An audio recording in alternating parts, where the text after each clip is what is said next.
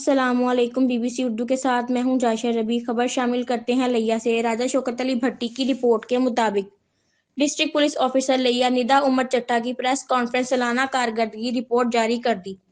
تفصیلات کے مطابق گزشتہ سال 8 تھانوں میں 6186 مقدمات درج ہوئے، 6899 ملزمان گرفتار ہوئے۔ ڈی پی او 3,95 لاکھ روپے کی ریکوری کی گئی، 552 منشیات فروش گرفتار ہوئے۔ ندا عمر چٹھا 10,000 لیٹر سے زائد شراب کی بھٹیاں اور کپیاں، 316 کلو گرام چرس، 16 کلو ہیروئن برآمد کی گئی۔